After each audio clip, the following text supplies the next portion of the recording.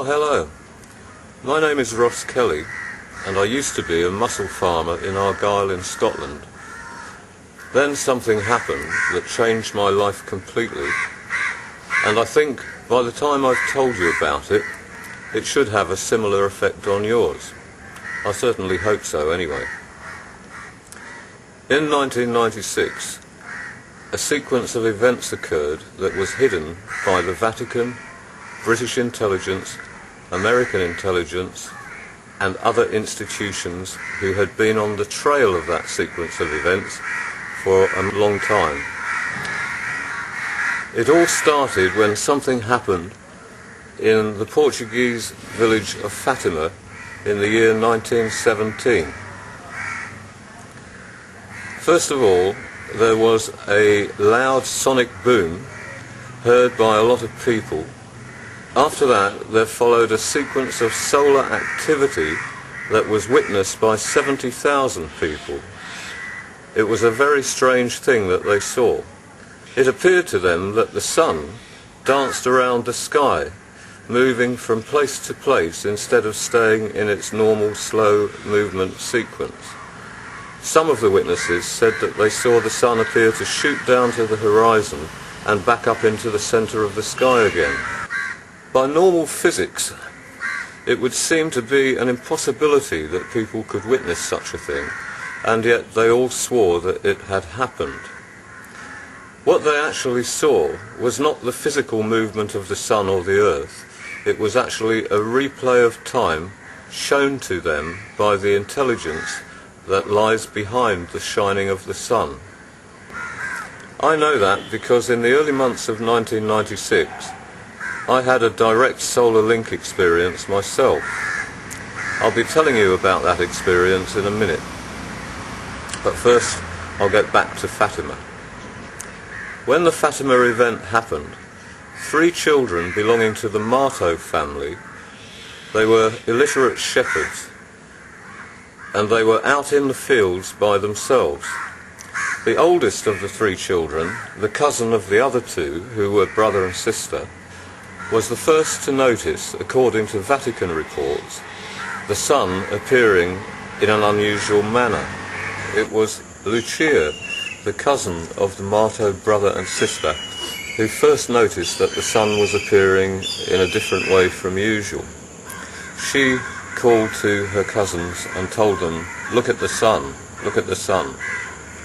When they did, they met the same intelligence that I met in 1996, and what they experienced was a feminine quality of extraordinary beauty. The sun didn't appear to be yellow like it normally does, and there was no glare around it. What the children saw was a blue disk of light extending into infinity, and on looking into it, they connected to the intelligence that is the thing that operates our lives. It's actually the intelligence that gives us our own thought, our creator, the feminine god, Anna. Now, I learnt that Anna was her name, or is her name, after having my solar link in 1996. The children in Fatima reported to other people in the town the fact that they had met a beautiful woman at the time of their solar experience, which the Vatican later claimed was the Virgin Mary. When the children met that beautiful woman, they received instructions directly from her telling them to return to the same place a month later and to bring writing materials with them, even though they were totally illiterate. When the second meeting took place, the Marto boy, Francesco, was used to do something that illiterate people can't normally do. What he did was that he produced a copy of a letter written in the handwriting of an English child, in English. Later, when the Vatican investigated the Fatima episode, they had the children taken into custody by the civil authorities, the police, and the police used threat of violence while interrogating the children. They wanted to make sure that they got all of the facts about all of the things that had happened to the children into the open. Not the general public's open, but to the Vatican. When the Vatican discovered the production of the letter, they knew that something very real and something very important had occurred there, but they didn't know why.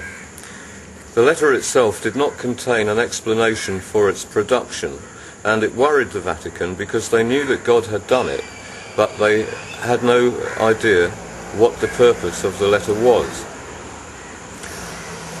I now know that in between the years of 1917 and 1996, British intelligence were told the truth about what had happened in Fatima. After the Fatima events, the Vatican claimed that the Virgin Mary had given the children messages to be delivered to the Pope, and they also said that the Virgin Mary had told the children that they would soon be going to heaven, meaning they would be dying soon. Within 2 years of those events, the Marto brother and sister were dead, and the cousin, Lucia, was put in a convent where she spent the rest of her life, and she actually lived until last year when she died. During her time in the convent, she had no direct communication with the outside world unless she was accompanied by people who were controlling the PR on the event, Vatican people. So the real secret of Fatima was hidden at that time, and it turned out that the reason for the production of the letter didn't actually materialise until the year 1996. The reason that the Vatican told British intelligence is because they had reasoned that the letter that the Fatima child had written actually belonged to somebody, because the writing in the letter was consistently the same all the way through. And the boy in Fatima, of course, had no handwriting of his own. Now, it wasn't until June 1996 that British intelligence actually found out, or at least got their first major clue about the identity of the real boy who wrote the real original letter. The Fatima version was a copy of it. Now, in 1996, after I had had my solar link experience in Scotland, I compiled a document called the Letter of the Law, which was a 7-page letter, a typed letter, that contained an account of my experience and my understandings that had been given by the occurrence of the experience. The way in which British intelligence obtained my letter was by intercepting a letter that I sent to Camilla Parker Bowles, with which I included a note asking Camilla Parker Bowles to pass the letter on to her friend Prince Charles. I did this because I thought that valuable information in the hands of somebody who already had a public platform would be more useful than it would be in my own hands. It turned out, however, that God had another reason for the sending of that letter. I didn't know it, but 2 months before I posted that letter from Oban in Scotland, British intelligence had witnessed a startling thing in a mental hospital in London. In April 1996, a female mental patient, a middle-aged lady, who did not know what she was doing most of the time, and certainly had no idea what she was doing when she did this, reproduced a precise replica of the letter that the boy in Fatima had written, enlarged on the wall of her room. It nearly filled the entire end wall of her little room in the Gordon Hospital. Among the people who were brought in by the startled doctors who saw what the woman had done were people working for British intelligence, and of course when they arrived and saw it, they knew precisely what it was because they already had the Fatima copy. At that point, they still didn't know precisely why the writing on the wall had occurred. It wasn't to be until October 1996 that they found out the full importance of that piece of writing. After sending the letter to Camilla Parker Bowles, my wife and family and myself went to the Canary Islands for an extended holiday. We didn't actually know whether we were going to go back to Scotland at that time, because quite a number of startlingly wonderful things had started happening to us after I had experienced my direct solar link to Anna. In May 1996, my wife Elaine was given an equally enlightening experience that let her know that God is real. This, to me, was a wonderful thing, because for 16 years we had been together, and during that time I had been unable to communicate my thoughts about the nature of reality. So to see Elaine receive enlightenment in the visual way that I saw it happen to her, I actually saw her eyes light up like the sun, only not quite in the same brilliant violet blue way that I had met that intelligence, but in a much deeper violet blue. It was like watching the eyes of a goddess looking out of Elaine's face, and it started in her eyes, but after that her face shone with the same light, and I knew that God was introducing herself to Elaine. So prior to the production of the letter that got sent to Camilla Parker Bowles, both Elaine and I knew that something extraordinary was happening to us. So before we went to the Canary Islands, Elaine had had an experience that had brought her totally with me in connection with the things that had been happening. One of the things that we began to notice at that time was that there seemed to be a strange link between the things that were happening to us and the number 7. We noticed, for instance, that each of our birth dates added up to 7. My age was 43, which adds up to 7. Elaine, in 1996, which also adds up to 7, was 34, and the month in which we had discovered the 7's link was the 7th month, July. When we received our passports prior to going to the Canary Islands, we discovered that each of our passport numbers added up to 7, and we noticed that our telephone number also added up to 7. That's the complete national telephone number that we had. So we had seen this, but thought at first that it was, as people do, coincidence. But later we were to discover that it was being shown to us as a clue that was to lead us into a knowledge that eventually led us to the thing that I'm going to demonstrate later in this film, the thing that is the real Da Vinci Code. Now, towards the end of July, on a Sunday, we left Keeper's Cottage and we started on our journey to the Canary Islands. On that journey to the Canary Islands, a very blatant sequence of events occurring that involved the number 7 happened. They happened in such a way that it was absolutely impossible to miss the fact that they were happening by design. And what it showed us was that the timing of our journey had been planned in order to provide the sequence of 7's link that happened all the way to the Canary Islands. And when we got to the Canary Islands, we discovered that the Canary Islands themselves are locally known as the 7 Islands. So by the time we had arrived there, we had learned a bit about synchronicity and about the fact that God was organising our journey as a kind of teaching program. During the 3 months that we spent in the Canary Islands, the number 11 also became a very significant part of that synchronicity.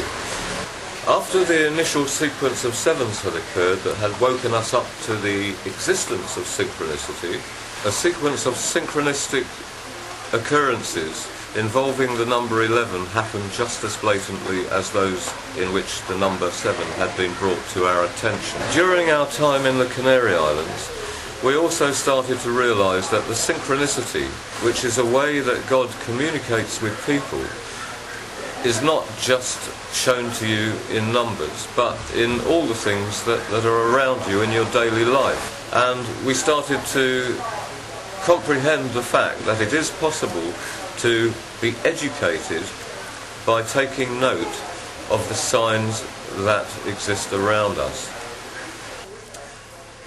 On the 13th of October 1996, Elaine and I, after leaving the children in the Canary Islands with friends, took that flight to Dublin. The flight left Tenerife at 7 o'clock in the morning and arrived in Dublin at 11 a.m. When we bought the tickets and the travel agent told us the timing of the flight, we knew that it was a sign to let us know that we were taking the right path. Now, I'm going to cut the whole story short for this introduction because I want to get on to demonstrating my proof about everything that I'm going to tell you, and I don't want to have you sitting there a long time, so I'll keep it to the basics. The reason why the letter in Fatima was produced was to provide a kind of identity link to me that could only have been produced by God, because I wasn't born until the year 1952, and yet a letter had been written in my handwriting in the year 1917. In the year 1963, in Billericay in Essex, in England, I was the child who actually wrote the original letter. It happened one day after school, after I had had a very, very intense experience of love that was triggered by a sighting of a girl in a corridor in that school. Now, that girl was just used to trigger an experience that let me know the real meaning of divine love, and as the 11-year-old boy that I was, I found it almost too overwhelming to bear. It was too big an experience for a child of that age to take and be able to deal with. So my way of dealing with it was to go home after saying nothing about it to anybody, because I knew nobody would understand what I was talking about. I wrote the girl a love letter later that day. Now, that love letter was never delivered to the girl, because at the time that I had seen her, she was having a meeting with the school headmaster, and her parents told the headmaster that the family was emigrating. So I knew that I wasn't going to be able to send a letter to the girl, even if I had wanted to. I know that no other living person ever saw my copy of the letter, and in the end I actually disposed of that letter in such a way that it probably still remains where I put it then, now. In October 1996, I was taken by British intelligence to see the writing in London that the mental hospital patient had produced on her wall. This happened to me about 1 week after I got used by God to do a very extraordinarily important thing. When Elaine and I had left the Canary Islands on our way back to Scotland, we paid a visit to a guest house in Dublin that we had been to once before. It turned out that that guest house was a little bit more than just an ordinary guest house. It was actually the place in Dublin where the IRA held their meetings in secret. Something happened in that guest house that enabled Elaine and I to know that the building was being bugged by British intelligence in order to listen to the IRA meetings, and that the IRA had no idea that British intelligence knew their meeting place.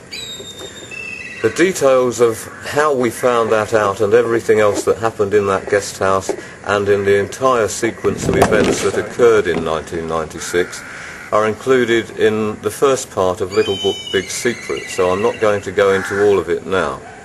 What I want to do is to explain the purpose of our visit to that guest house.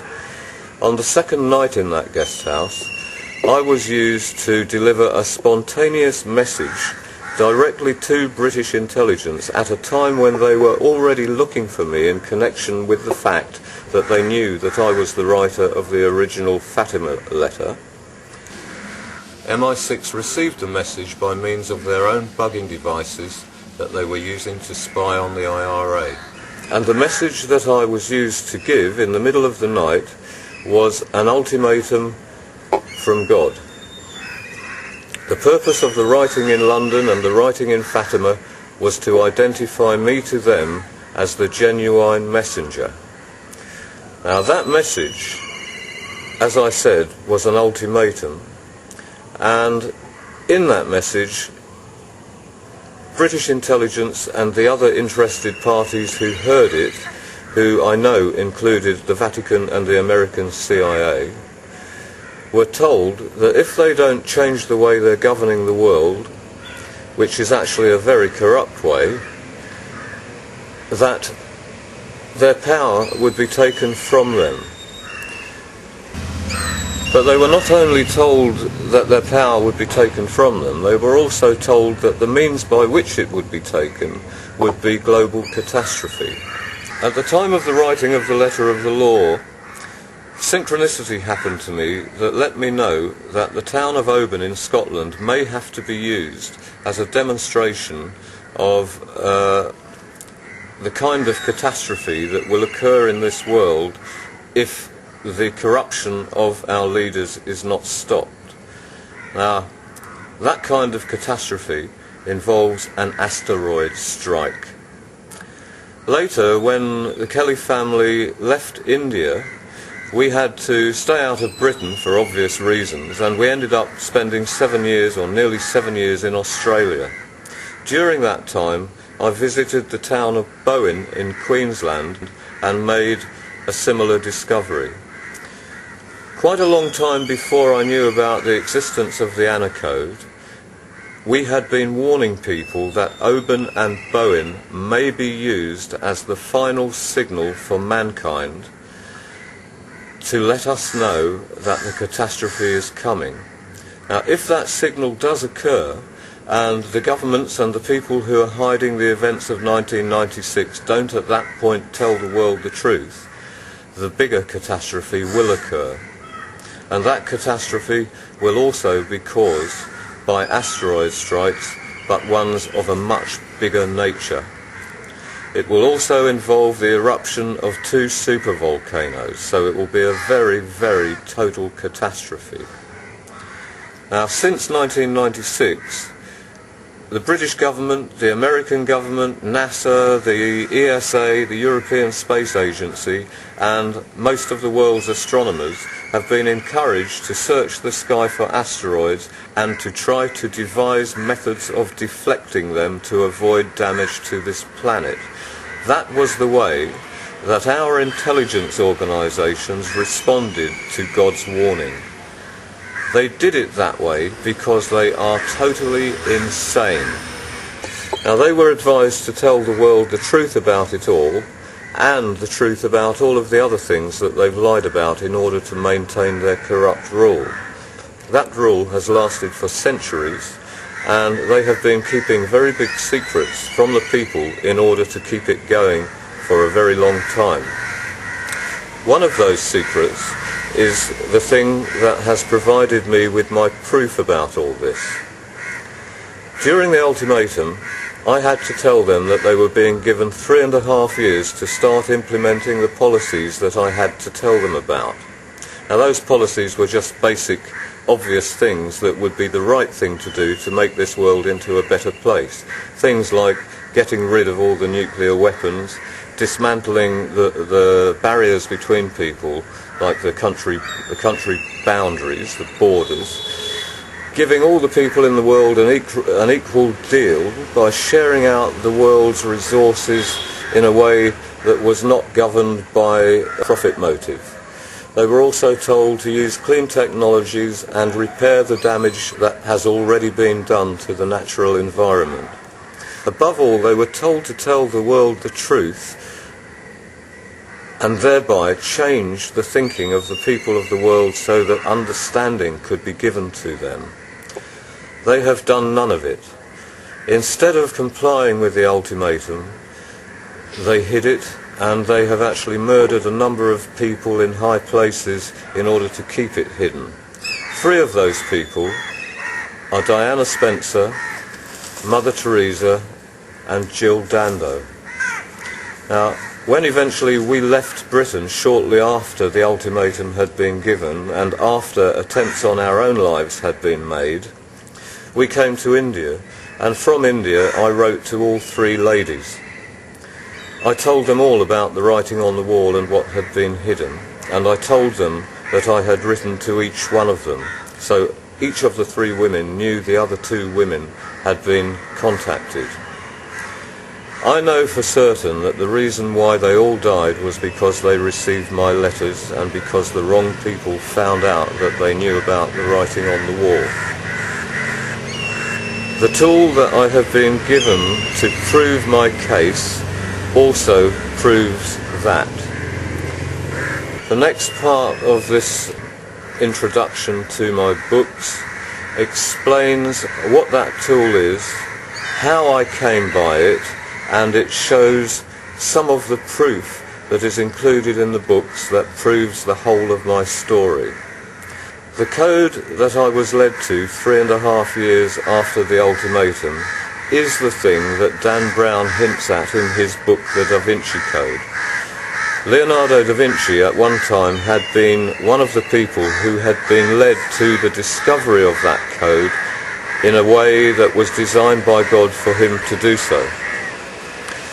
In the year 2000, I was led to the rediscovery of that code by a route that God had planned to enable me to do so, because they did not use the 3.5 years that they had been given to start implementing the positive policies in order to save this world. So in the year 2000, I was given the start of the thing that led me to my proof. And it is that proof that I'm going to demonstrate to you now.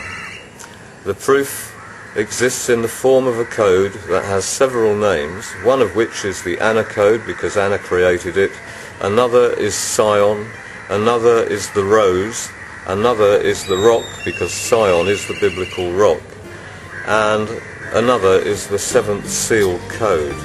The demonstration that follows is a short demonstration that should enable you to see most of the aspects of the code, from which you'll get a good idea about the incredible plan that was pre-coded into the key that I got led to. I hope you enjoy the demonstration.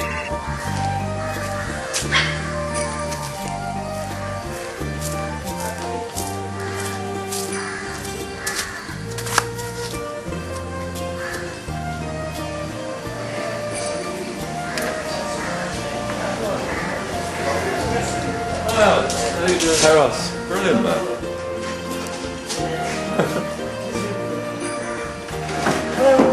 Hi.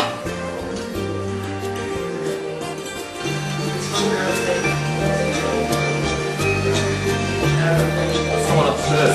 Really loud. Like, the amount of voices in them. When you guys have to do this.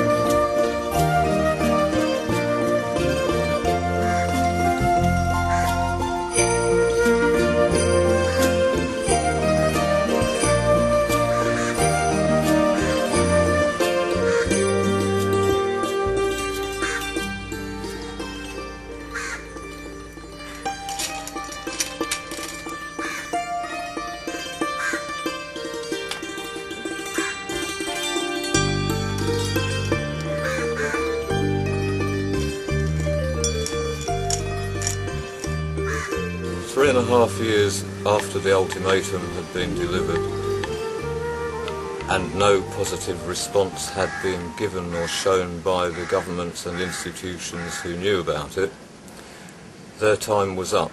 They had been given 3.5 years free time in which to start implementing the policies that had been suggested to them in the ultimatum, and they didn't do it. At that point, Anna provided me with, or started to provide me with, the proof that I needed to be able to show the world that they have hidden the ultimatum. The way it happened was like this. We were in Australia, in a place called Cobram in Victoria, when a friend lent me a book that was all about symbols. It was an old book, a book called The Lost Language of Symbolism by a man named Harold Bailey. Now, in the chapter about the meaning of the symbol bell, I found a curious thing. Now, my mother's maiden name is Blease, spelt like this. Now, Blease is not a very common name, and so when I found in the chapter about bell that there was a statement that told me that Blease has the meaning bell, I thought that there must be some reason why I had had to come upon that very strange piece of information. But it wasn't until 2 months later that a sequence of synchronicities started happening that eventually led me to the reason why I had to know that the meaning of my mother's name, Blease, is bell. Now, by that time, the Kelly family, along with the Dixon family, were working in an apple orchard in Orange, in New South Wales.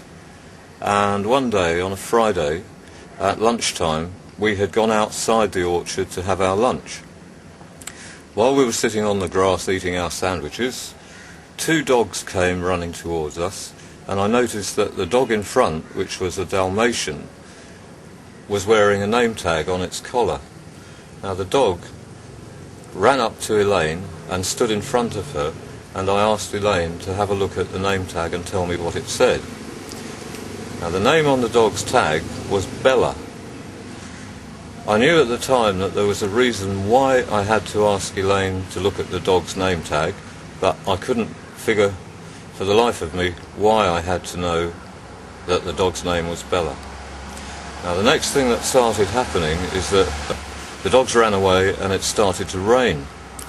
Now, that meant that we got the afternoon off from apple picking, because you can't pick apples when they're wet because they mark, the skins mark. So we got the afternoon off despite the fact that the rain then stopped. Taking advantage of the free day, we decided to take our children for a run up a mountain about 10 kilometres away from the orchard, named Mount Cannabis. So having done that, on our way home, we stopped at a cafe at a road junction at the base of the mountain. Now, in that cafe, the woman who served us, having no other customers to attend to, came out to chat with us. And she was carrying in her arms a little puppy dog. So when she came up to our table, she put the dog down on the ground and engaged us in conversation. 5 minutes later, a customer arrived and the woman had to leave us and go and attend to her job. But she forgot to pick up the little dog. She walked away from our table and then realised that she needed the dog, so she turned round and called to it. And the name that she called, surprisingly, was Bella. When that happened, Elaine just looked at me, and because we both knew that something strange was happening. We knew that it was not by chance that we had come upon 2 dogs named Bella on the same day, 10 kilometres apart, after having never, ever known a dog called Bella in our entire lives before. So it was a little clue that made me think. Now, that night, back at the orchard, lying in my sleeping bag in my tent, I thought about it and thought, what the heck is this about? Why Bella? Bella? And I realised that I hadn't actually seen the name tag, so I didn't know exactly how the Bella on the dog's name tag was spelt. I realised it could have 2 L's or a single L, but that it probably had 2. Elaine was sleeping, so I didn't want to disturb her and ask her. So I was mulling it over in my mind in my sleeping bag, and I realised that Bella is an anagram of a bell. A bell. Now, still at this point I didn't see the significance of that. Then I thought about the Bella with the single letter L and realised that it was an anagram of either the word Able, A-B-L-E, or the name Abel, A-B-E-L. But again, having no connection that led me to any conclusion, I decided to drop it and I went off to sleep. Now the next day was a Saturday, and I had already arranged to go to Orange to a Xerox shop to make a photocopy of a document that I intended to send to a well-known man in Australia. In that Xerox shop, I found myself standing next to a poster on the wall that had one word on it in big print, and that word was the word Abel, spelt A-B-E-L. Now, because that was the last thing that I'd thought about the night before, I realised that I was being given a continued prompt that was linking me somehow, or for some reason, to something to do with either a bell or Abel or something of that nature. So I then looked around to see if there were any other clues in the Xerox shop, and found that there were. There was actually one very big one. On a table next to me, well, about 6 feet away from me, there were a stack of magazines. And the top magazine was the 25th anniversary edition of Bell magazine. And because the number 7 had played such a significant role in the synchronicity that had taught us about synchronicity in the beginning in 1996, and because 25 adds up to 7, I realised that some very significant synchronicity was occurring, and that it was linked to the subject Bell.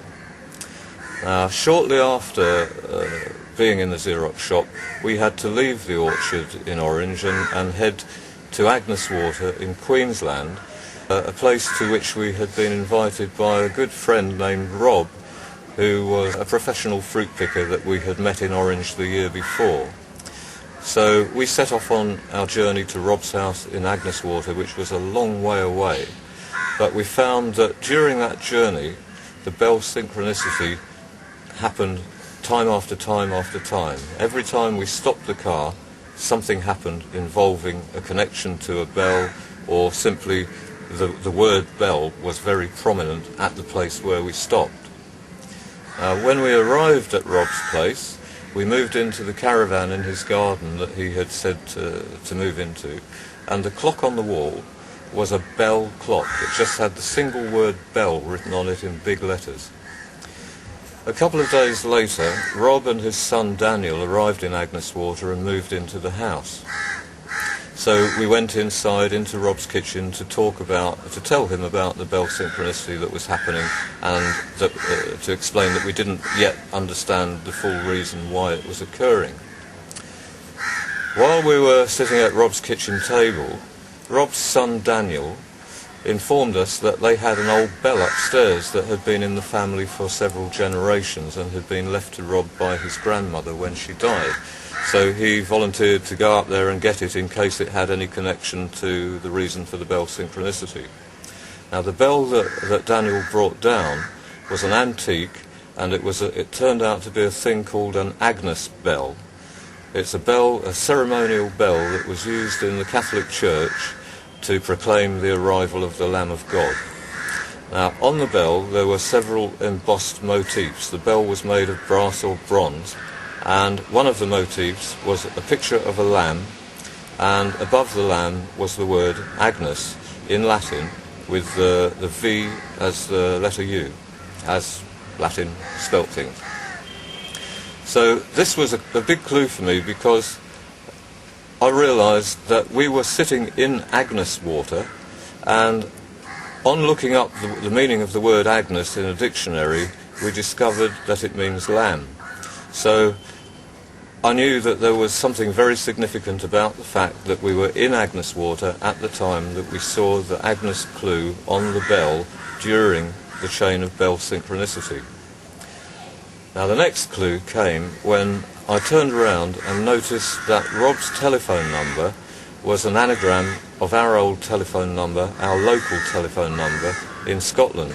I noticed that telephones were connected to the bell synchronicity for the obvious reason that they have bells on them, and that they were invented by a man named Alexander Graham Bell. Another little fact that came to my attention at that time is that the mayor of Agnes Water was named John Bell. The phone number was a 3-figure number, and the numbers were 523. Now, in Tainault, near Oban, where we lived, our local number had been 235. So I thought it rather curious that I should have come upon that, and I wondered if there was anything meaningful about it. Now, the next day, I went to the end of Rob's garden to check the mailbox, and on a post was the lot number of Rob's property, which I noticed was 352, same three numbers. So that made me very curious. I knew that there must be something about those three numbers that I needed to investigate. So I went back into Rob's house and I found some paper and pen, and I wrote out the single-digit numerological alphabet, because the digits in those numbers were not double digits. You couldn't. It was all about single digits. Now, when I did that, I made the startling discovery that the three numbers that had been brought to my attention actually spelled the word bell phonetically in the numerological alphabet, because the letter B is number 2, the letter E is number 5, and the letter L is number 3. So the very three letters that I had been, or numbers that I had been led to observe, spell that. Now, the next thing I did, because it was anagrams of the numbers that had happened before I had looked at this, I started looking at anagrams of the letters. Now, they're very simple, 3 letters. But the first thing I noticed was that when I did this and moved the 3 letters to BLE, I was looking at the first 3 letters of my mother's maiden name, Please. And then it clicked. I realised that the whole chain of synchronicity had occurred to make me look at my mother's name in numerological anagram form. Now, when I did it, straight away I found this.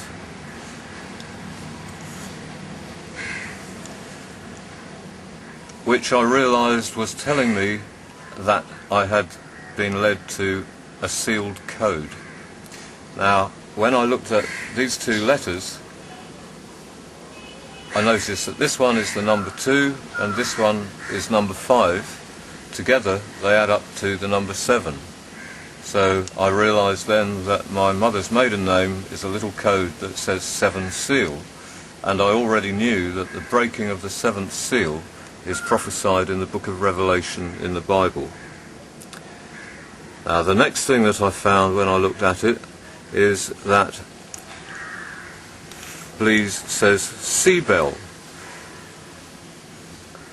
Now, the significance of that, in my mind at least, was related to my prediction of the happening of the Oban rock as a warning bell for mankind, because I knew that that rock, or felt that that rock, will arrive in the sea at Oban. But then I noticed that the letters in the word sea also add up to 7. So Please is a code that says 7 seal and 7 bell. I then compiled all of the different little anagrams of Please. The ones that I could see were non-randomly formed, all things that had meaning that I could understand, and there weren't very many of them. And when I'd finished it, I'd written them down, and then I realised that my aunt's name was connected to this, because my aunt's name is Isabel Please, and because Please means bell, Please Isabel, it made sense for me to look at Isabel as the next little clue. Now, when I did, I found something that amazed me.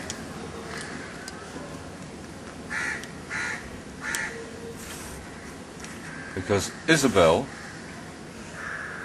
says 11 bell, because this is 9, 1 and 1, and it also says 11 seal, because here we have the numbers 2 and 9, which add up to 11, and the word seal. Now, the numbers 7 and 11, as I have previously stated, were the 2 numbers that had started the whole chain of synchronicity 4 years earlier that had led us to the discovery of this code.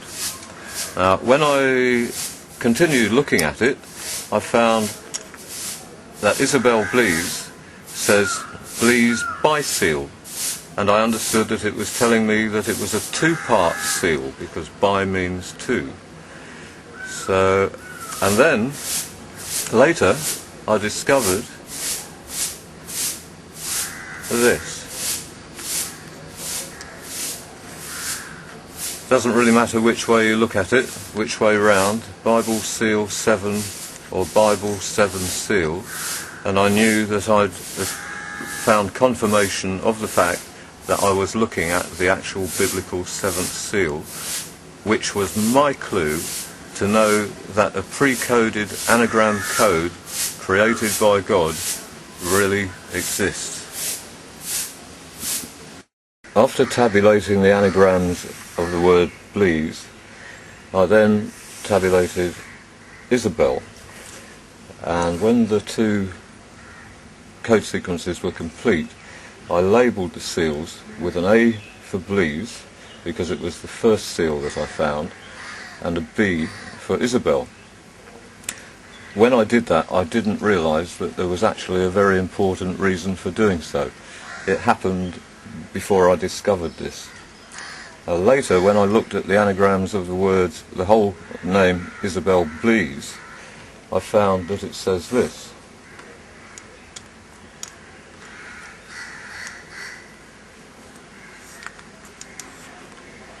It says see label bias.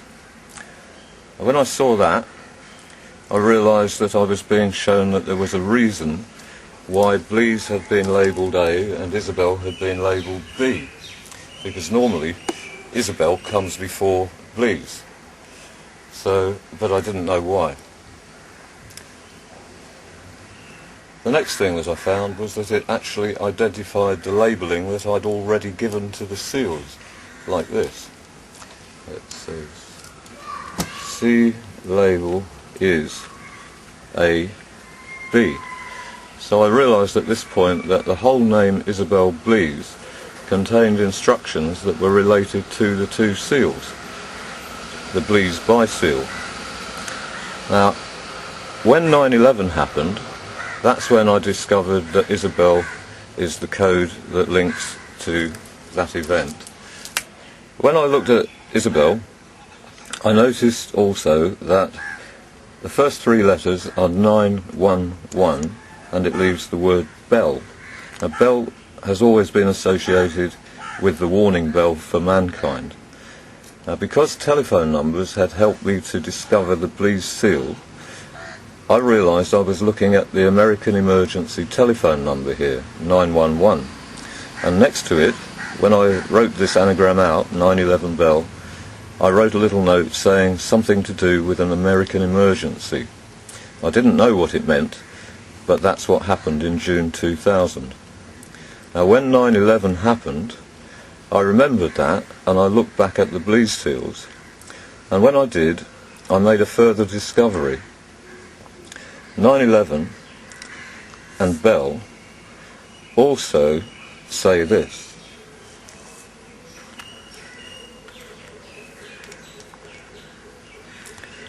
The numbers in Bell are 2, 5 and 3, and the numbers in the letters WTC, the initials of the World Trade Center, are 5, 2 and 3. So Isabel is actually a little code that says 9/11 World Trade Center.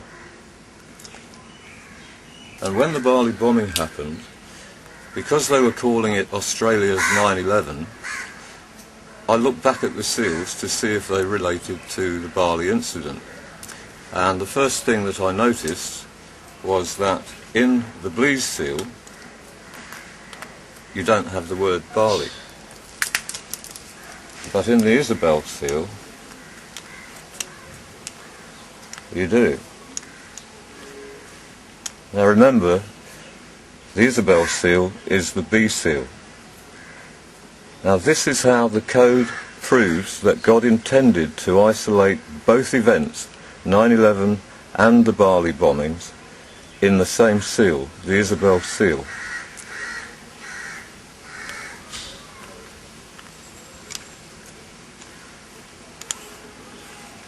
B seal, C Bali.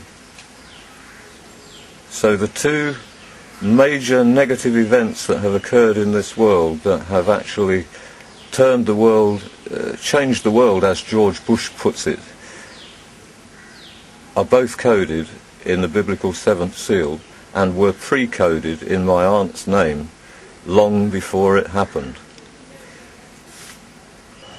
It was not until those two events occurred that we actually found the connections to them in the Isabel seal. And by that time I had almost completed the master key of the code, the key that I've been given to be able to prove everything to people by.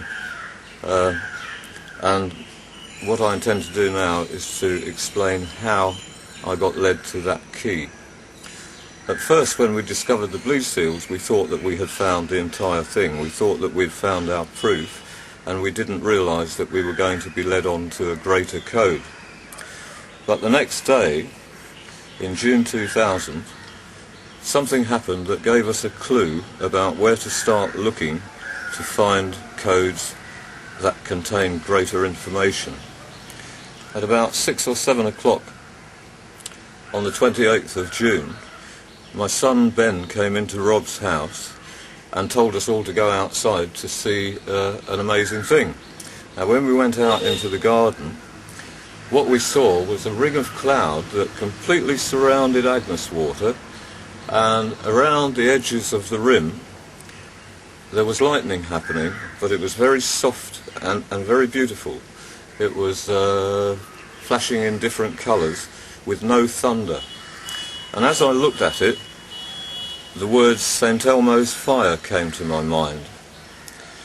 I didn't think much of it at the time. I didn't realise that I'd been given a clue.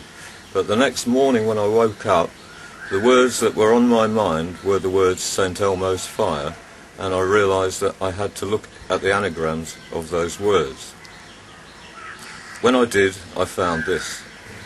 St. Elmo's fire is an old saying, and it relates to an electrical phenomenon that sailors used to see around the mastheads of sailing ships, an electromagnetic light effect that has borne that name for many, many years.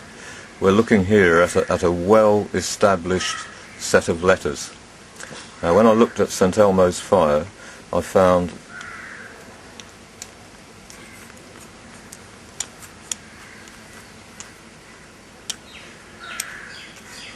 Scion master file, and I realised that Anna was telling me that the code I was being led to discover is literally the master file of Scion, the information needed to turn this world around into the paradise world that it really should be. In order to do that, we have to rid the world of corruption, and that means changing the leadership. The next thing that I found in St. Elmo's fire is this little anagram here that gave me a clue about the thing that I was being led to discover.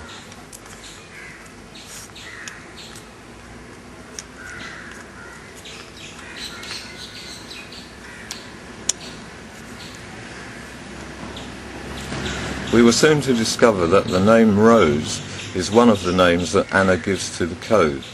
And later we found out that it's the name that Leonardo da Vinci knew the code by. The Rose Code has been known to exist for a long time before I was led to it. Having seen this, we began to realise that there were code clues already coded into preset sayings and phrases, things that have been in common usage for a long time.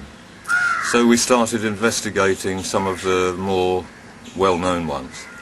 Now, 6 months later, after spending a long time investigating small keys that sometimes were the names of people that we knew, we had by that time learnt a great deal about the way the code symbols are used and about the meanings of the symbols, the single symbols in the code.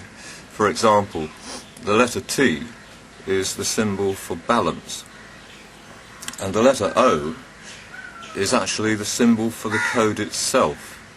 Now, the reason why Anna uses O as the symbol for her code is that O, if you look it up in a dictionary, is a cipher, because it is both a letter and a number.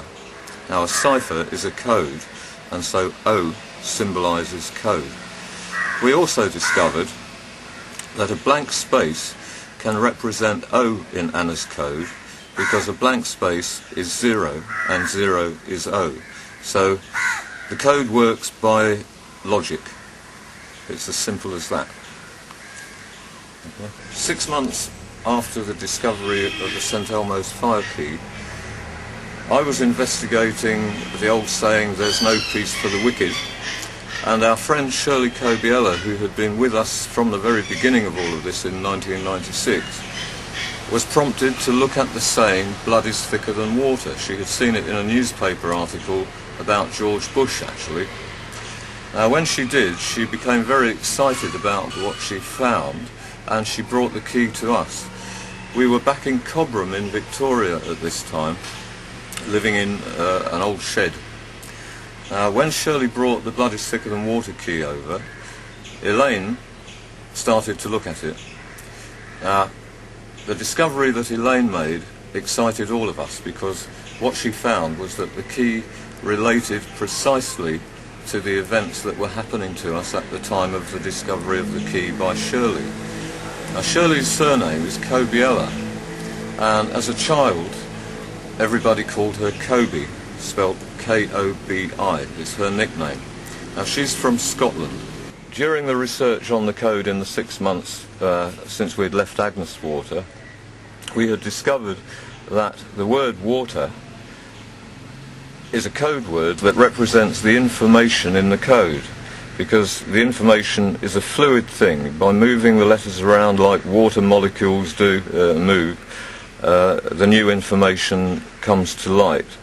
And because it was in Agneswater that we found the code, we realised that the code is the Lamb's water. Now, the vessel that holds the Lamb's water is the Holy Grail, and that is part of what you're looking at now. The code itself is the Holy Grail, because by the use of the code, the whole of creation was brought into being. The code existed before time began in the mind of God, and it is the formula by which creation was worked out. After Shirley brought the key over, Elaine was the first to look at it. I carried on looking at the key that I'd been looking at prior to then, and this is a thing that Elaine found in the key that immediately excited all of us.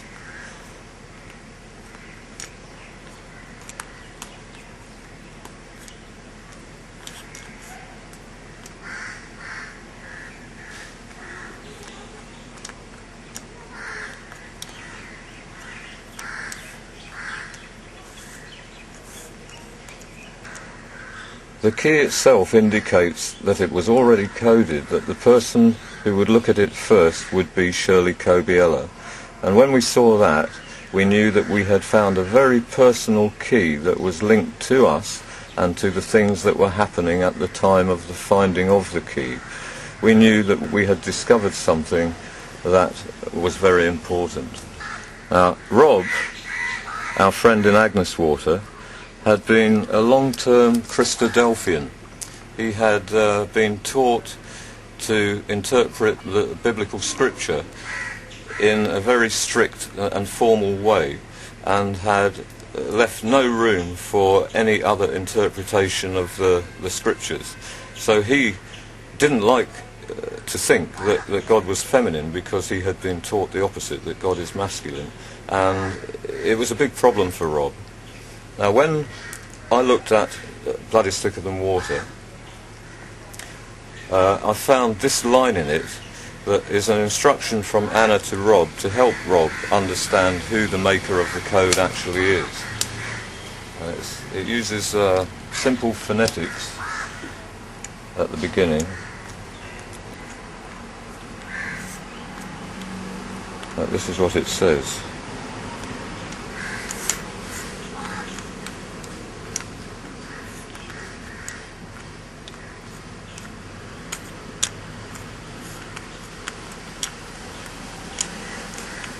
It's a basic instruction from Anna to me to show Rob that Anna is the creator of the code. Now, I found that in the Blood is Thicker Than Water key the night before Rob arrived in Cobram. But on that night, something happened that was to lead us to a discovery about the code and about the rule that the letter H exchanges with the letter P, here shown on these keys. Now, the way in which that happened is that when I came to look at Blood is Thicker Than Water, I found that I only had one letter H in the letter set that I had, and I had to pick up another letter and put a letter H on the back of it. Now, the letter that I picked up was the letter P. Later, on the night that I had found this line, Shirley put my code back on the table without realising that she had turned over the letter H and leaving the letter P. Now, I carried on working on the code without noticing this. I had tabulated a lot of anagram lines in the next couple of hours before I actually cottoned on to the fact that I wasn't working with Blood is Thicker Than Water anymore, and at first I thought I had made an error. Knowing as I do that in actual fact everything is planned, I then began to wonder why I had been shown this apparent accident. Now, the next day when Rob arrived, I showed him the links to Shirley in the code, and I showed him the line "Tell Rob Anna with Christ code," and he wasn't that impressed by it because he did not want to accept that God is female. Then I stopped using the code and I turned the key, the H letter, back over to the letter P because I was still working on the code key with the letter P in place of the letter H. And then we talked to Rob about his trip down to Cobram. Now, Rob told us that on the way he kept picking up synchronicity all connected to the word Titan in a similar way to the way that we had picked up the bell synchronicity on the way to Agneswater. And Rob said, "Why do you think that happened? What does that mean?" So I said, "Well, why don't we look at the code, Rob, and see if it contains the answer?" Now, when I looked at it, we got a big surprise. Now, Rob was a fruit picker. He was a professional fruit picker, and he was the same age as me. He was actually 2 days older than me, and it was a standing joke that I called him old.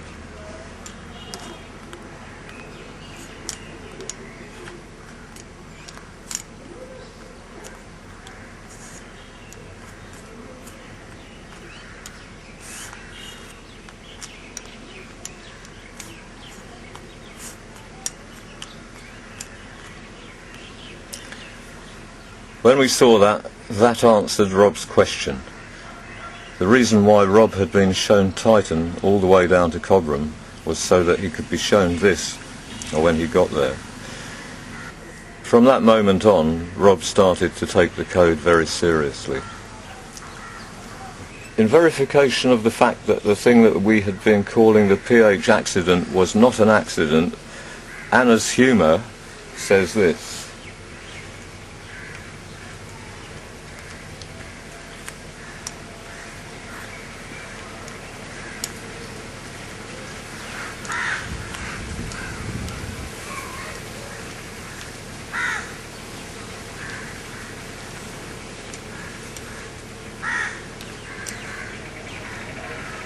PH accident lit Rob's code water. Lit in this context means brought to light. If it hadn't been for the timing of the PH accident, the line "Rob the old picker saw Titan" would not have been there for Rob to see. Timing is everything. It turned out that Blood is Thicker Than Water was the basis of the master key that we were to spend the next 2 years finding. The way in which the code developed from blood is thicker than water to the final key was by the code itself showing us when a letter was required, a new letter. Now the way in which that happened would be that if we looked at a particular subject, sometimes what would happen is that incomplete anagrams would occur that all lacked the same letter, but the precision of those anagrams was obviously there by design.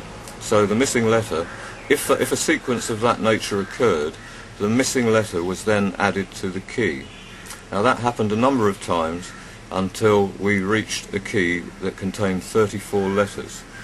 Now during the working of that key over that 2-year period, we had discovered that the name that the key gives to itself is the iron rod key. And after the last 2 letters that were added to it completed the key, I made a discovery that verified that it was Anna's intention that the key should be completed by the addition of those 2 final letters.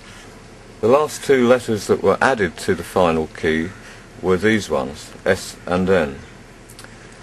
What I'm going to show you now is the thing that shows the planning behind it that's already coded into the completed key.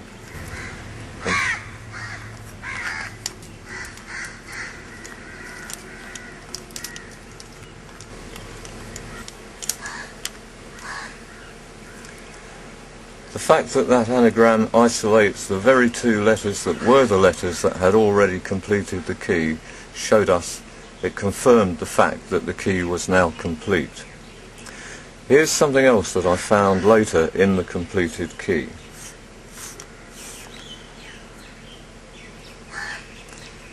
It should also be remembered that this key did not derive from extending the Blease field. It came from the extensions of blood is thicker than water. And yet, this is what it says. Blease, I in the code is Anna because it's the first person and Anna is the creator of the key. Here it says, Blease, I synchronized a link to that word. It's Anna's way of showing that she intended me to find the code by first leading me through synchronicity to the word Blease. I have a copy of my birth certificate that actually verifies the fact that my mother's maiden name is Blease. On the birth certificate you'll see that I was born on the 17th of September 1952. Now, on the little card that I'm going to show you are anagrams of the iron rod key that show that my birth date was pre-coded into the key. A full explanation of the way the letters of the alphabet relate to numbers will be shown a little bit later on when I show you some more interesting numbers. The iron rod key says, code noted man Ross Kelly's 17th of the 9th 1952 birth. It also says 17th of the 9th 1952 noted codeman Ross Kelly's birth. Now this shows Anna's intention in giving me the code. The key also says this, code ID tip, that's code identity tip, names Ross Kelly, born 17th of the 9th 1952.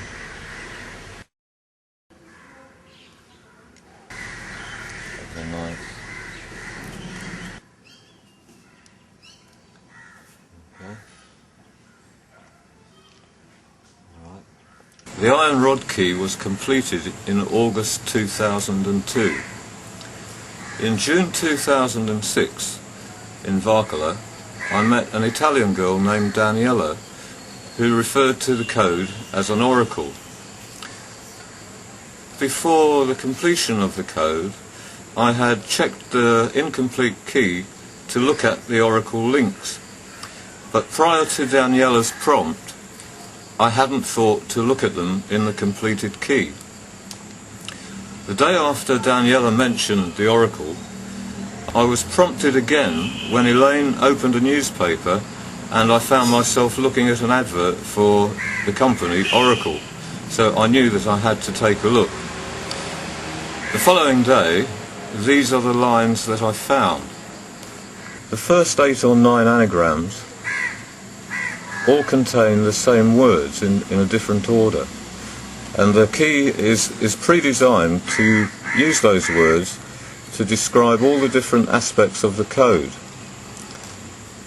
It's a very, very clever link indeed. The bottom line clearly shows that the oracle is this code. When the letter O from the word Ross is used to complete the word code, the letters RSS leave the numbers 911. Later, I'll show you why the code links to 911.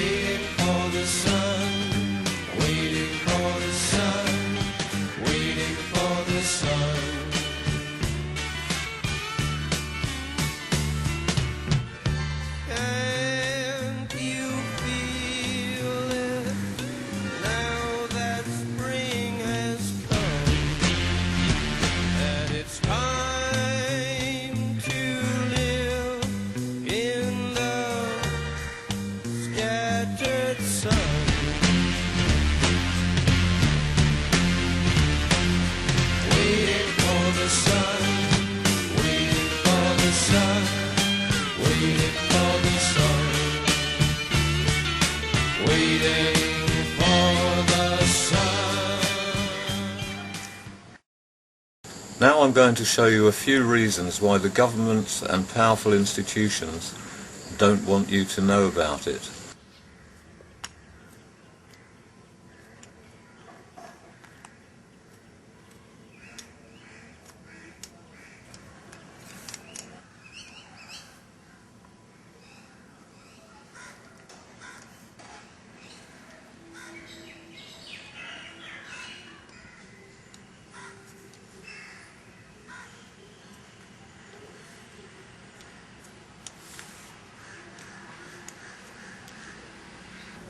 The reason why the code uses the term old in connection with this is that the key that Rudolf Hess took to Britain was in use before this key was brought to light.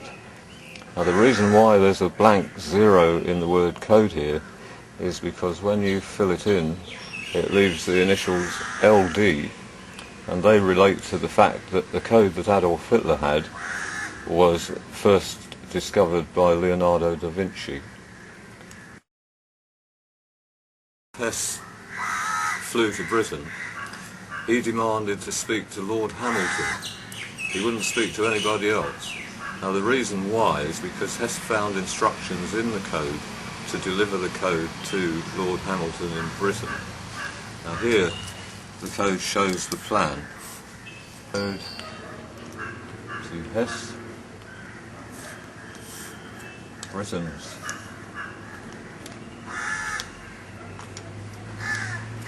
Hamilton and R. Kelly. Phonetic spelling is commonly used in Anna's code, but okay. There's not really any need to film this bit, I'm just getting something out of here. Anna's code relates to numbers by the single-digit numerological alphabet. It's very simple logic that existed a long time before I knew about the existence of Anna's code. It simply starts with A as 1, takes you up to number 9,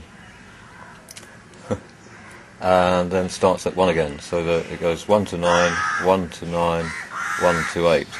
So every letter of the alphabet is represented by a single digit number, and the code uses numbers to great effect. Okay. The Anna Code reveals the fact that the British MOD have been hiding Da Vinci's key since Rudolf Hess took it to them in 1941. Of course, this is an example of one of the reasons why they're hiding the code. It's because it exposes all of their secrets. Note carefully, Leonardo da Vinci kept this, my lost rose. Leonardo da Vinci was the Grand Master of the Prieuré de Sion, the keepers of the secret of the code. The Prieuré de Sion hid da Vinci's keys on tombstones scattered all around Europe, disguised as tombstone inscriptions. One of these keys was later discovered by Saunier, the Catholic priest in the French village of Rennes-le-Château, and later rediscovered by Adolf Hitler. Winston Churchill was the British Prime Minister at the time of the Rudolf Hess Da Vinci Code deception. The next thing that I'm going to show you is a secret that most people realise already exists.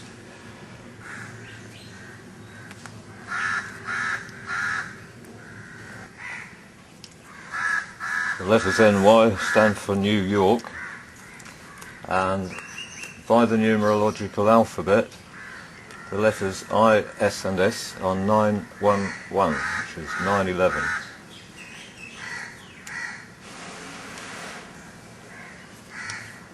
When I first found this code link, I didn't know the meaning of the word that I was left with here and had to look it up in a dictionary.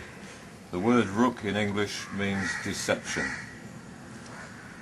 Now, the configuration of the numbers in this line by the letters ISS also serve another purpose by identifying which other intelligence agency was involved in that deception. This is the name that British intelligence call themselves by. The CIA, the British MOD and British intelligence are not the only people who have known about the existence of the code for a long time.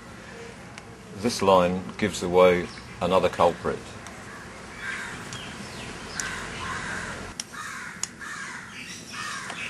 The Anna Code uses inverted symbols that show other letters, and because it's also Latin based, the symbol V represents the letter U, and the Anna Code is designed to use that fact.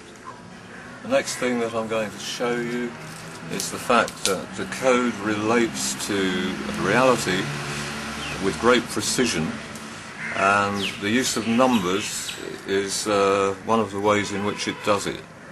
Now, this document here is an original document given to me by the Australian Department of Immigration. Here the initials that they use in their logo are clearly shown, DIMIA.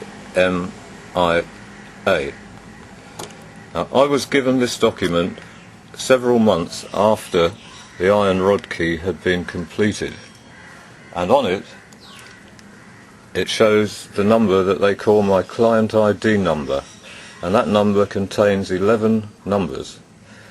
Now, the code provided proof for DIMIA by use of their own client ID number that they allocated to the Kelly family. After putting down the words Ross Kelly's client ID number, the code key leaves 11 letters.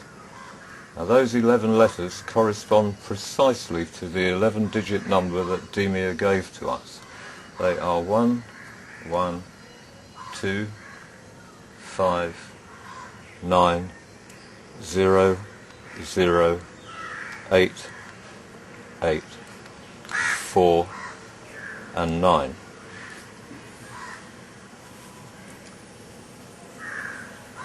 The code then goes on to clarify the issue by pointing out the people who gave us the client ID number, and the way it does it is by using my son Ben's name. Ben was also covered by this DIMIA client ID number. Now, in the alphabet the letter R is the number 9, and so is the letter I. So if I do this, we still have the same DMIA client ID number, but by doing so, we also have this.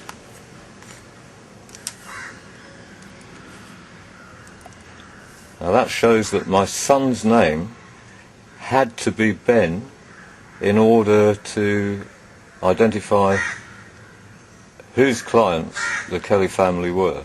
From this little demonstration, a discerning mind should be able to comprehend that what it means is that that number was a predetermined fact.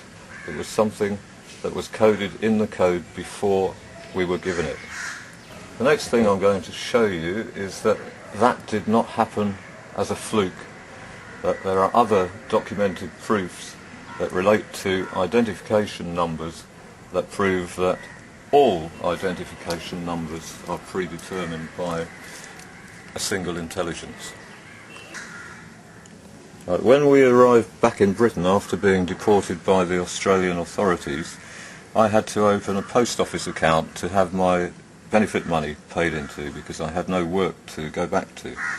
Now, this is the original document that the British Post Office sent me to tell me what my PIN number for the card they had given me is. I had to peel off a sticker here to reveal the number, which you can see is 0010. Now we'll see how the code relates to that identification number.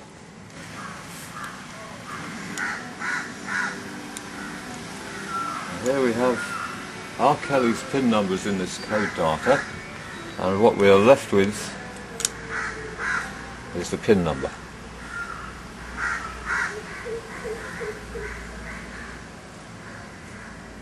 I'm going to show you that the code isn't just designed to relate to my ID numbers, it contains proofs for everybody, and the example that I'm going to show you is one that was taken from Arundhati Roy's book, The God of Small Things.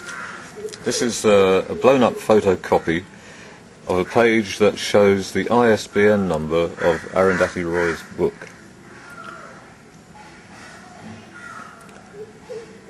And this is how the code relates to that number.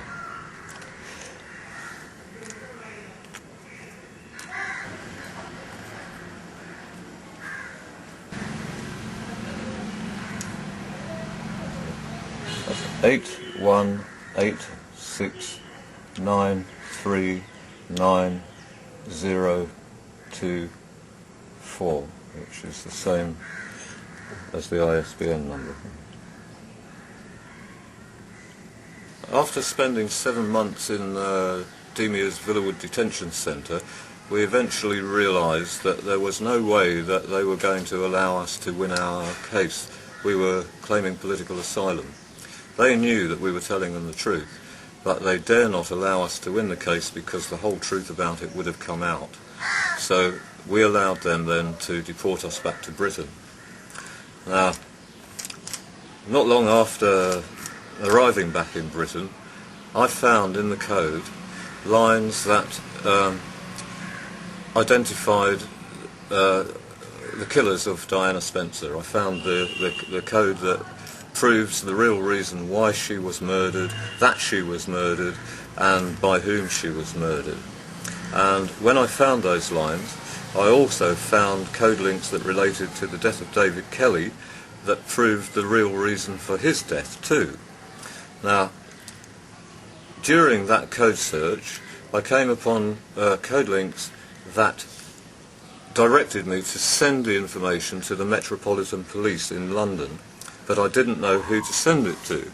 So I took my problem to Elaine, my wife, and said I don't know who our link would be.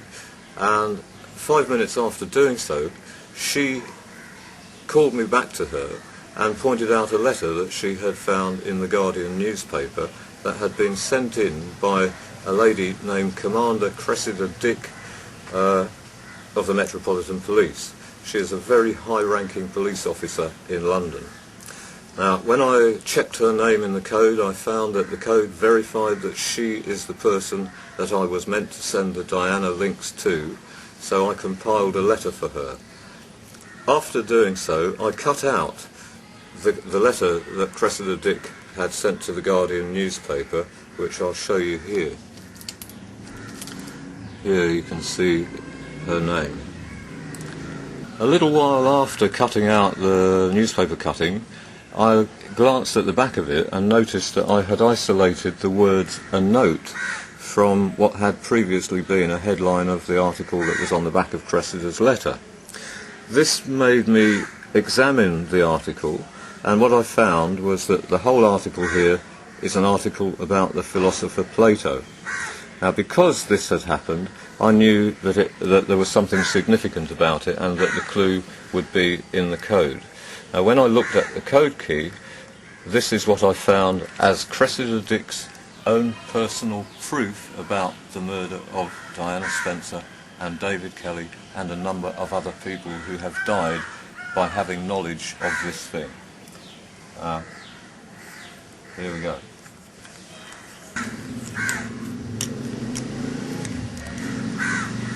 Now, when I found this line, I did not know the meaning of these three letters. The word rye I knew was a word, but I didn't know what it meant, and I had to look it up in a dictionary. When I did, I found that rye means contorted. Contorted means something that's stretched out of shape or not its original shape. Now, the note that's found behind Cressida Dick's letter is a contorted note, and it links to Plato because it was originally the headline of the Plato article. This was God's proof for Cressida Dick. The actual reason for David Kelly's death had nothing to do with the fact that he disagreed with Tony Blair's assessment about Saddam Hussein's weapons capability. The real cause, the real reason why they had to kill that man, and they did, was because I met him 1 month before his death occurred. I met him on a bus in Barnes in London, and I handed him a copy of a note that had already been sent to Tony Blair and was addressed to Tony Blair. Now, when I met him, I didn't know who he was. His name had not been disclosed in the media, but the Gilligan article was being talked about at that time. So the way it was arranged, God had it that I met a man thinking that he was probably an academic of some kind. I thought that he looked like a university lecturer or a man of that nature, and I thought that he would be interested in seeing the anagram code. So before I got off the bus at Barnes Post Office, I handed it to him and told him to take it home and have a look at it, because I thought he would find it interesting. 2 weeks later, I walked into my living room and saw the man on the bus being questioned at the Foreign Affairs Select Committee hearing, and I realised that something really important had occurred.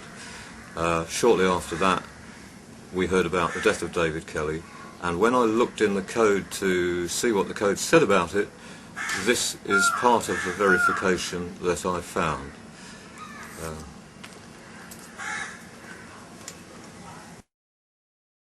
Anna uses the term psi to symbolise the mental link to her that is the connection in the code.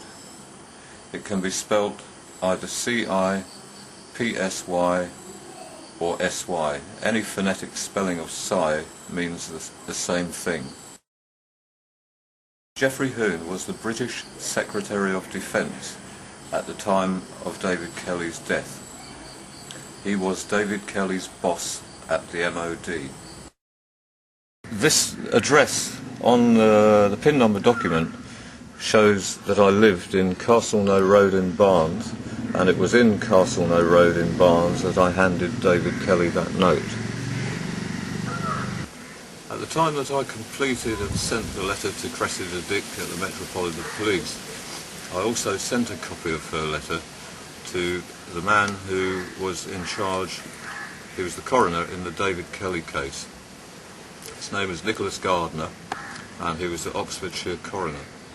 Now, in my letter to him, I explained to him that I had sent the information regarding David Kelly's death to the police.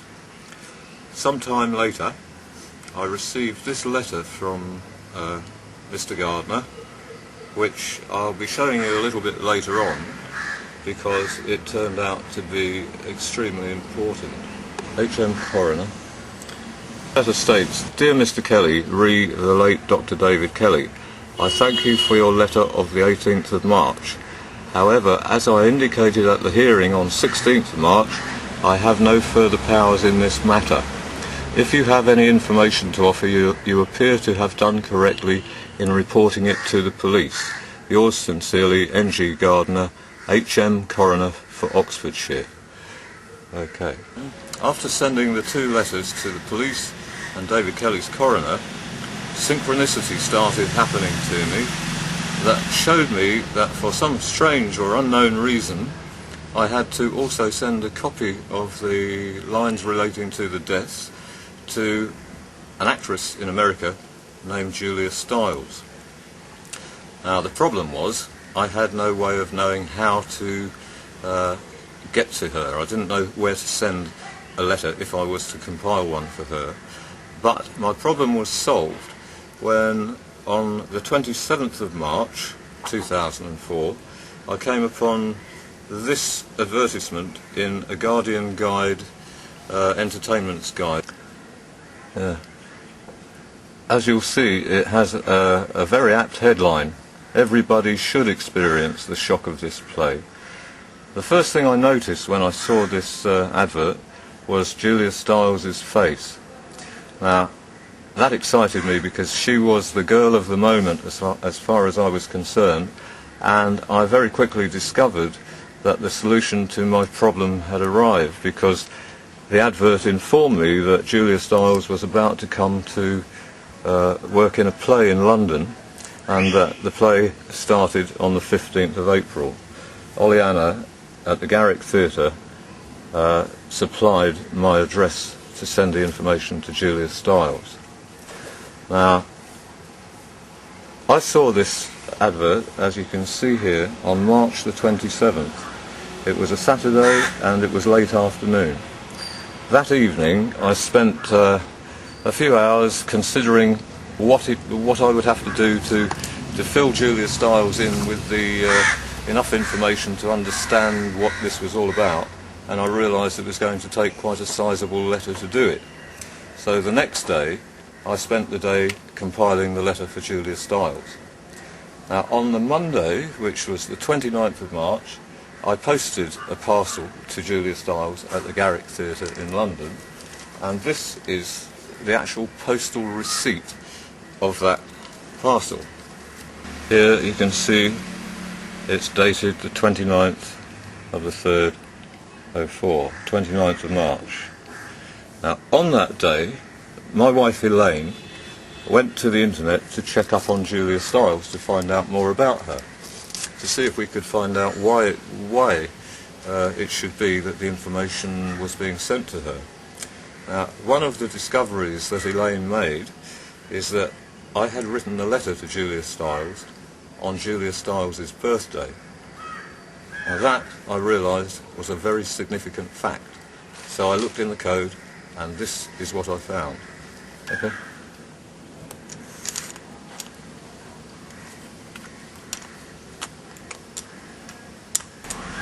See Stiles on ad to link on March birthday, which is precisely what I had done. The picture of Julia Stiles was the thing that alerted me to her presence in that TV guide. Later, when I examined the code to find more connections to Julia Stiles and Oleanna, this is one of the code lines I found. The letter S is the number 1. The letter N is the number 5. So that says April 15th. And here we see limited season from 15th of April.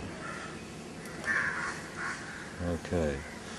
Now, 2 days after sending the parcel to Julia Stiles, this one, which is dated the 29th of March 2004, I received a reply from Nicholas Gardner, Her Majesty's Coroner, H.M. Coroner Nicholas Gardner, and I noticed that the date on his letter, the date he compiled the letter to me, was the same date as the date on Julia Stiles' postal receipt, the day that I sent the letter to Julia Stiles.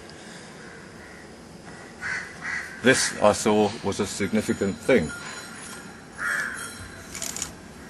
Here's Anna's proof that she arranged the timing of the letters.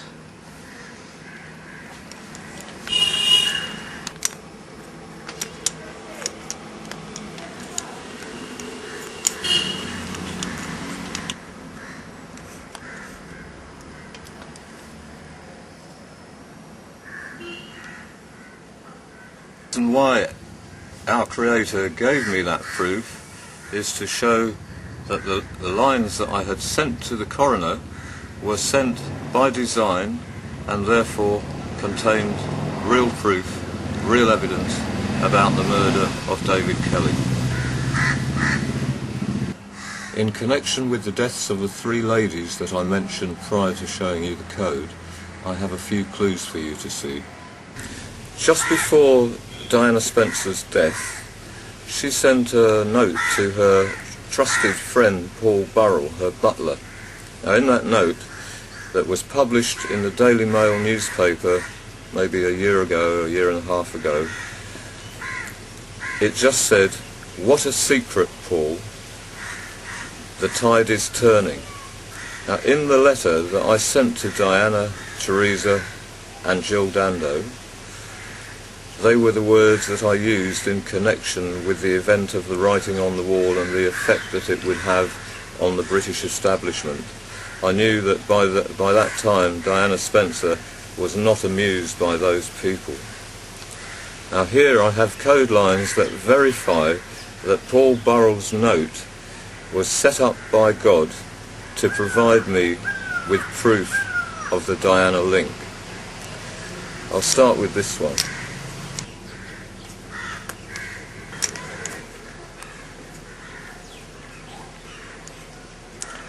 Diana's old news tip by the Creator's code link.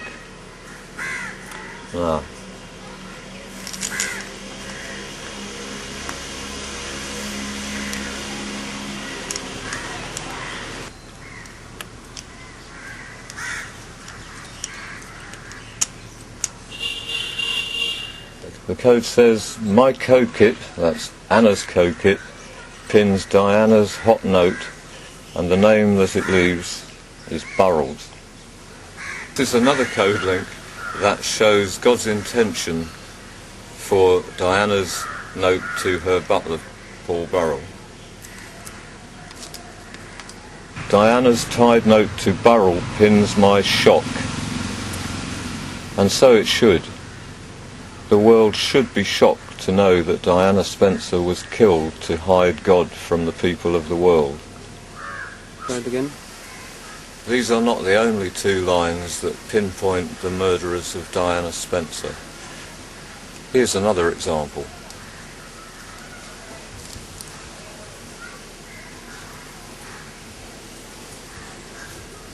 Now somebody really ought to do that.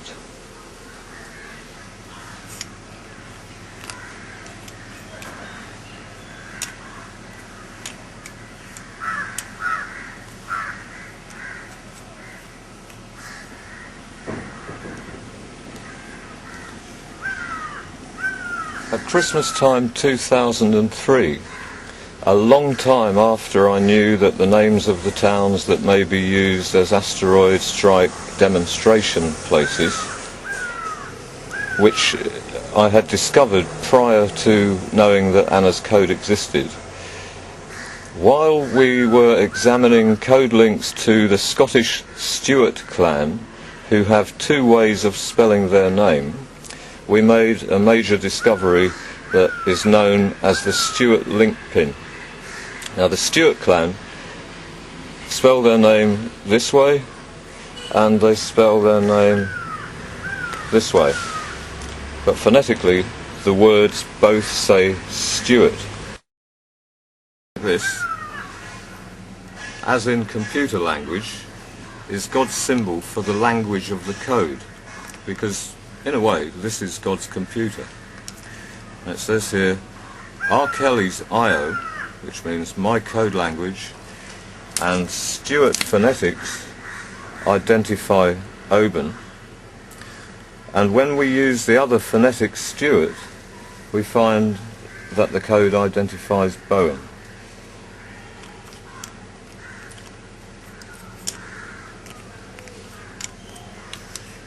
The names of the very two towns that I had been telling everybody about in connection with two asteroid strikes a long time before we had the key that proves it. The key also says this.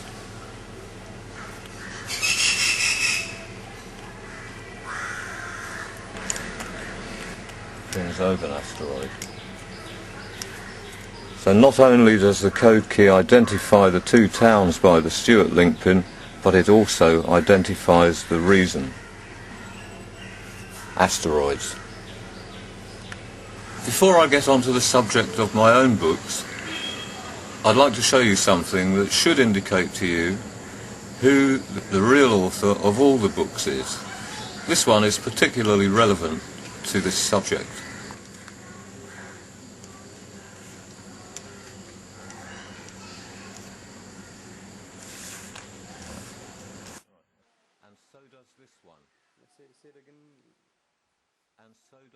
During the 6 years that were spent working on the code, the lists that are demonstrated in Book 2, the code was used to great purpose. We pre-timed a number of near-miss asteroids that were set up by God to be used as warning, further warning, to the governments who have hidden the writing on the wall. After a succession of those kind of proofs were provided to further warn the governments, catastrophes here on Earth started to occur much more rapidly than ever before. The tsunami, the Pakistan earthquake, the Nias earthquakes that hit Indonesia, the hurricanes that hit America, and several volcanic eruptions were all pre-timed and proven to be timed by the code, and were used as further warning to try to get our errant leaders to change their tack. If they don't change, a very big catastrophe is going to come. For most people, if that event arrives, it will be the end. But for some, there is a way to be saved at the time of the final catastrophe. The information that relates to the way in which people are going to be rescued at that time, which is actually a very astonishing way, is all to be found in the books. Little Book Big Secret Part 1 contains a full account of the things that happened in 1996 that were hidden, and Little Book Big Secret Part 2 contains the entire story of the code and a very big code demonstration. The two books are available either directly from me or from outlets positioned all along the cliff here in Varkala, and also a few shops in Coverland. You cannot buy them anywhere else. Shirley Kobiela can be found in the cafes of Coverland demonstrating the code, and the books are also available from her. As I am now on this rooftop in India, you are surrounded by nutcases. The worst of them are the people who are ruling your lives by keeping secrets from you, and the code is only one of them. If their negative behaviour is not stopped, catastrophe is going to come. After Little Book Big Secret had been printed, I looked in the code to see how the code related to the books themselves. Now this is what I found. A red star has pinned my little book's icon. This shows that it was God's intention that the icon on the book should be the little red star. It also says it this way.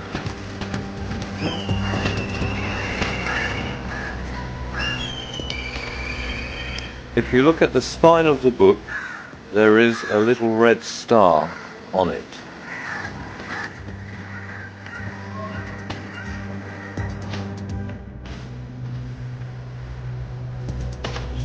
This film was shot by Alexis Nole. In the second book, you'll see that he is the man whose five-day links covered the cinema link. The film was made in 5 days.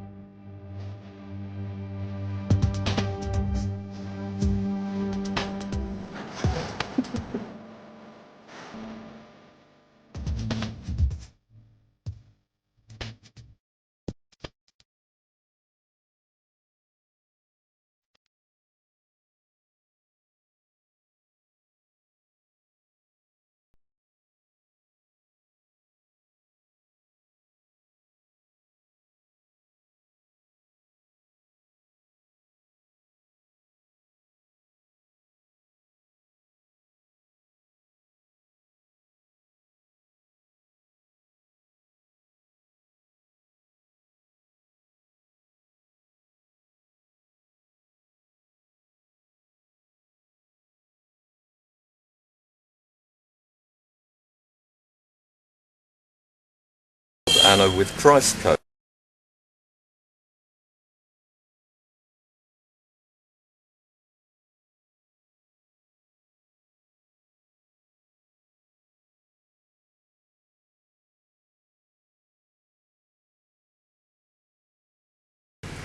Timing is everything.